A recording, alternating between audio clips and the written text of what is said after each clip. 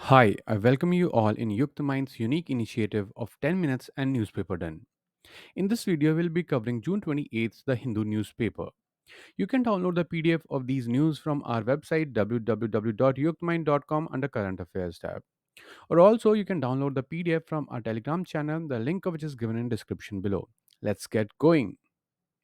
So, in this video, we'll be covering 8 news, starting with India China relations, news on civil servant political neutrality, GI tags, Uniform Civil Code, Distinguished Service Awards, India USA relations, news on startups, and finally, news on feminist approaches to international relations. The first news: last Chinese reporter leaves India after visa extension denied. So let us look at the timelines. In 2016, India asked three Xinhua reporters to leave. In 2017, India begins issuing shortened 3 months visas for the Chinese media. In 2020, China refuses new visas, leaving only three Indian reporters in the country. In retaliation, India ends visa extension for some Chinese correspondents. And in April 2023, Chinese media presence dips to two in India. Beijing asks two Indian correspondents to leave. Finally, in June 23, last Chinese reporter in India denied visa extension. So, moving on to the second news, which is about political neutrality of civil servants, which is a topic in GS ethics paper. The center has asked the Odisha government to take appropriate action against VK Pandian, the private secretary to chief minister, on allegation of violation of All India Service Conduct Rules, that is AISC in short, 1948. As per the complaint, Mr. Pandian is moving around the state using state plane, helicopter, and attending public reception. He's announcing new projects on the instruction of the CM. As per the complaint, this is done in clear violation of the Rule 5.1 and Rule 12.1 of AISC Rules 1948.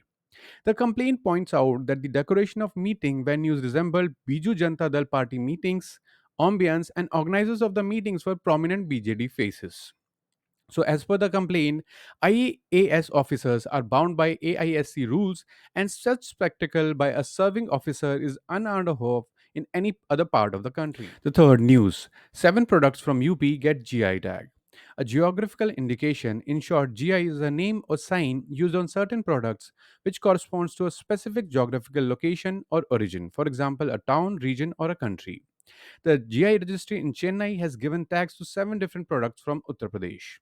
These are Amroha Dholak, Mohoba Gora Patthar Hastashilp, Manpuri Tarkashi, Sambhal Horncraft, Bagpat Home Furnishings, Barabaki Handloom Products, and Kalpi Handmade Paper. The Amroha Dholak is a musical instrument made of natural wood. Mango, jackfruit, and teak wood is preferred for making the dholak. So, Bagpat and Meerut are famous for their exclusive handloom home furnishing products and running fabrics in cotton yarn since generations. And only cotton yarn are used in the handloom weaving process. Historical details for Kalpi handmade paper show that Munna Lal Khadari, a Gandhian, formally introduced the craft here in the 1940s.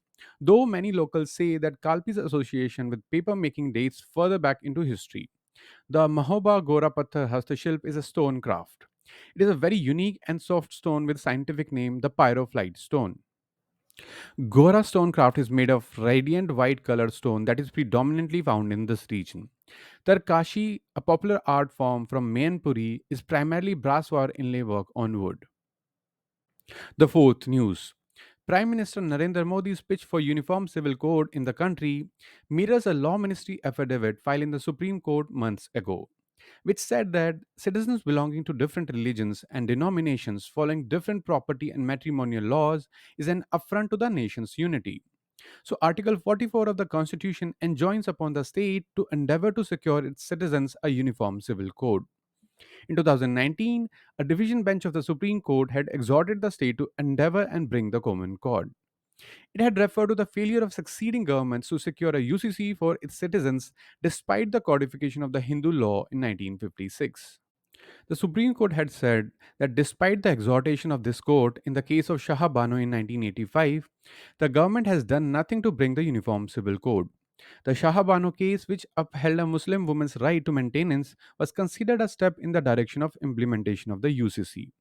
The Supreme Court had observed in the Jose Paulo Coutinho judgment, whereas the founders of the Constitution in Article 44 in Part 4 dealing with the directive principles of state policy had hoped and expected that the state shall endeavor to secure for the citizens a uniform civil code throughout the territory of India. Till date, no action has been taken in this regard. Recently, the Supreme Court upheld a state government's authority under the Constitution to form a committee to examine the implementation of the UCC. The decision had come in a challenge to the Uttarakhand government's move to set up its own committee on the UCC. So, caution is required. However, the Supreme Court, in a constitution bench judgment in S.R. Bommai versus Union of India case, has also warned about mixing religion and state power. So, as per the Supreme Court, the Constitution does not recognize, it does not permit mixing religion and state power. Both must be kept apart. That is the constitutional injunction. None can say otherwise so long as this constitution governs this country. Introducing religion into politics is to introduce an impermissible element into body politic and an imbalance in our constitutional system. The bench had highlighted how the constitution required not only the state but also political parties to be secular in thought and action. The fifth news. President Draupadi Murmu on June 27th conferred the Distinguished Service Awards, including 52 Ati Vishish Seva medals, on 84 serving and retired personnel of the armed forces and the Indian Coast Guard. So let us look at some of the awards in their order of precedence. The first is Wartime Gallantry Awards, starting with Paramveer Chakra, then Mahavir Chakra, and Veer Chakra. Moving on to Peacetime Gallantry Awards. The first is Ashok Chakra, then Kirti Chakra, and then the third is Shaurya Chakra. Now, wartime distinguished service medals. The first is Sarvottam Yudh Seva Medal. The second is Uttam Yudh Seva Medal. The third is Yudh Seva Medal. Now, moving on to peacetime distinguished service medals. The first is Param Vishisht Seva Medal. The second is Ati Vishisht Seva Medal. And the third is Vishisht Seva Medal. Sixth News is an important article written by Swahasini Heather on India USA relations. So, according to her, the growth of relationship between India and the United States is often traced from its nade 25 years ago when the US imposed sanctions against India for its testing of nuclear weapons in May 1998. While the Clinton Vajpayee era gave impetus to summit level diplomacy in the relationship, the Manmohan Bush and the Manmohan Obama relationship highlighted nuclear diplomacy, and Modi Obama and Modi Trump worked on trade and military diplomacy. So, after his visit to Washington in earlier this June, Mr. Modi's meetings with Mr. Biden during his state visit to Washington have led to two nations forging ahead with technology diplomacy, including the unprecedented new promise of transfer of technology from the US as a result of the Memorandum of Understanding between General Electric, Aerospace, and Hindustan Aeronautics Limited to produce fighter jet engines for the Indian Air Force. For India, the rapidly rising arc of ties has been seen in terms of shrugging off what Mr. Modi in 2016 called the hesitations of history, and of renouncing the government's Cold War muscle memory in Indian foreign policy towards the US. The more important arc, however, is the shift in the US belief in American exceptionalism to a more pragmatic era of American exceptionism for India. In other words, it is a US decision to make a series of exceptions specifically for India in the first quarter of this century that has been responsible for the big surges in a relationship billed as the most defining partnership of the century by Mr. Obama and Mr. Biden. Let us talk about the civil nuclear deal. In 1998, just 6 months after the US imposed sanctions on India mandated by the Arms Export Control Act in November, Mr. Clinton signed a waiver to the sanctions on both India and Pakistan.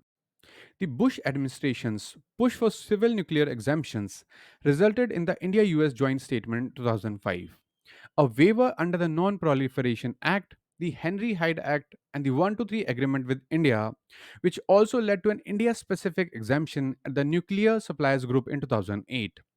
The Obama visit to Delhi in 2010 saw a breakthrough in implementing all the waivers of the previous decade to make another set of exceptions for India on export controls and high technology trade and transfers under the US Export Administration regulations and international traffic in arms regulations. The significance of all these exceptions was that they were made despite the fact that India never joined the Nuclear Non Proliferation Treaty, that is NPT regime, nor did it sign the Comprehensive Nuclear Test Ban Treaty. More importantly, these were India specific waivers. not available to other non NPT countries such as Pakistan, and were crucial indicators of the shift in US alignment in South Asia. Let us talk about the Russian angle. Over the past decade, the US's waivers have been on regulations dealing with Russia, such as the Countering America's Adversary Through Sanctions Act, that is CARTS of 2017. The Trump administration avoided sanctioning India for the Russian S 400 missile system, but sanctioned Turkey and China for the same purchases. Finally, there are the International Religious Freedom Act exemptions the US has accorded India for the past 4 years. It is pertinent to note all these exceptions have been made for India despite its disavowal of ever becoming an ally or alliance partner, and in spite of its strong ties with the US adversaries such as Russia and Iran. So, the important question is, why has the US institutionalized such a broad based waiver policy for India over 2.5 decades? The first reason is obviously the promise of ties with India, the world's most populous nation that has been an inclusive, pluralistic democracy for most of its history as a republic with a record in non proliferation. Second, there is India's attractiveness as an economic market and a military buyer. Third, there is India's geography in Asia and its boundary problems from Beijing that could make it more dependable partner than European allies in providing a counter to China. Fourth reason is both Mr. Modi and Mr. Biden acknowledge the Indian American diaspora that has distinguished itself as a professional, law abiding, prosperous, and unproblematic community and is the biggest votary of better India US ties. However, there are challenges. Paradoxically, the biggest challenge is the exceptions made for India, which can be reversed at any time. Former close partners of the US, such as Pakistan, Egypt, Turkey, Saudi Arabia, and even China, today complain about the fickleness of American foreign policy towards them. The second reason is despite India's growth story, the relationship remains largely one directional on issues such as investment, hardware, or technology transfer, and thus require the US to give and India to take more than the other way round, at a timetable decided by the US. The geopolitical context of ties, driven by a desire to counter China or rein in Russia, is also essentially an American construct, not one followed by India.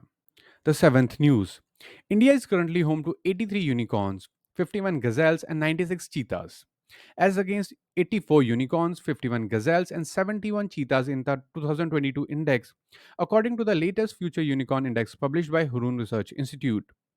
Hurun Research Institute has classified startups as unicorns, that is, startups founded after the year 2000 with a valuation of $1 billion, gazelles, startups that are most likely to go unicorn in the next 3 years, and cheetahs, startups that could go unicorn in the next 5 years. The final news: feminist approaches to international relations. However, we are not covering it here because it is only important for PSIR optional aspirants, and rest of the aspirants can skip it. Thank you for watching this video. You can download the PDF of these news from our website www.yuktmind.com under current affairs tab, or also from our Telegram channel, the link of which is given in description below. Thank you.